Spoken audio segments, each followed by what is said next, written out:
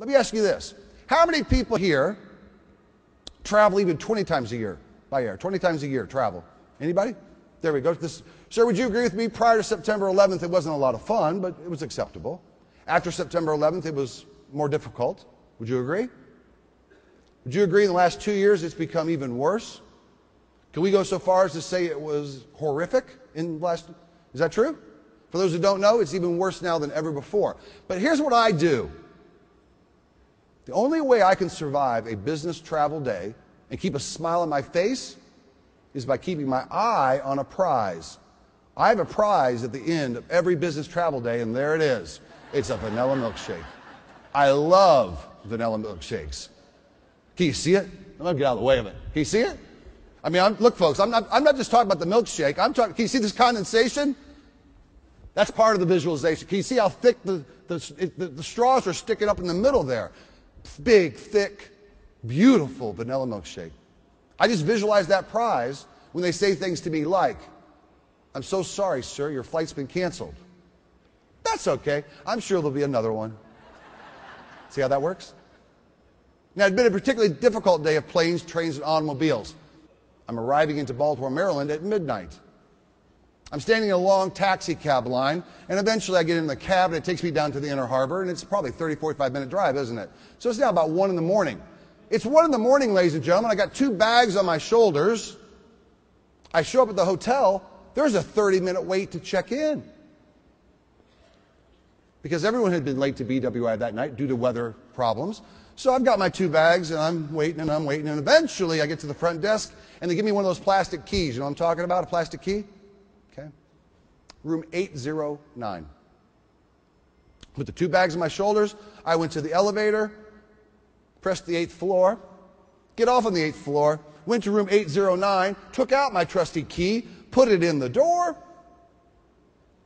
It didn't work, did it? That is a 50-50 proposition in our country.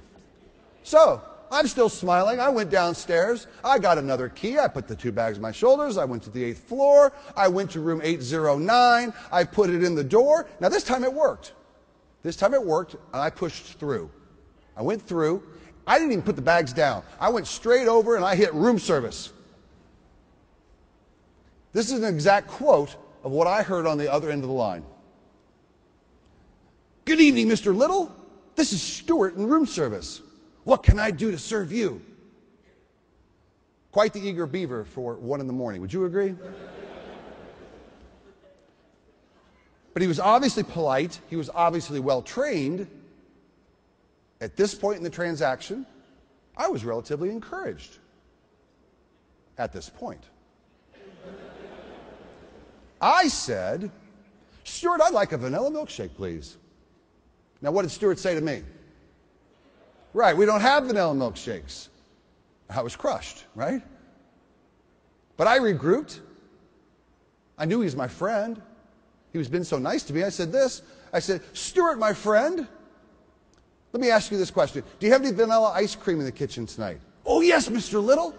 We've got ice cream. Would you like some?" So, "Yes, Stuart, I'd like a full bowl of vanilla ice cream." He said, "Yes, sir. Right away, sir. Anything else I can do to serve you?" I said, "Yeah. You got any milk down there in the kitchen? Any milk, Stuart?" He said, "Yes, Mr. Little, I've got milk. Would you like some?" "Yes, Stuart, I'd like a half-full glass of milk in the tallest tumbler you have." "Half full, Mr. Little?" "Half full, Stuart." Now, he thought that was an odd request, but he agreed to it. "Anything else, Mr. Little? Anything else at all I can do to serve you?" "Stuart, I'm going to need a long spoon to go with that." Now, you think I'm making this up. Folks, I can't make stuff like this up. Okay? Here's what happened. 5 minutes later, there was a knock at the door, and there is a tray with a full bowl of ice cream, half a glass of milk, and a long spoon. Now, I have a question for you. Perhaps you'll want to discuss it amongst yourselves. The question is this: is Stuart stupid?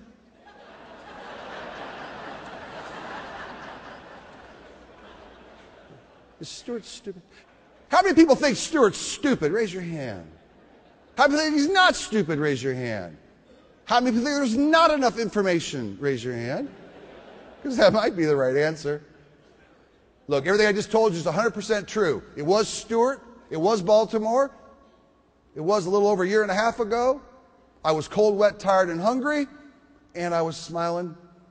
It's all true. I haven't told you the full truth. Full truth is this.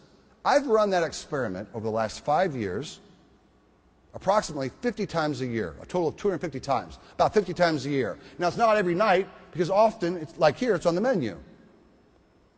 So I don't call it in if it's not. If it's on the menu, I know we'll do it. I test the system when it's not on the menu. And that's the point of the Milkshake story. Remember, this is not a customer service story. Stewart wanted to do a good job. The Milkshake rule says this. Stewart's not stupid. It's the system that's stupid. Don't let your systems make you stupid. With all the getting of technology, it should make us faster, cheaper, better, and smarter.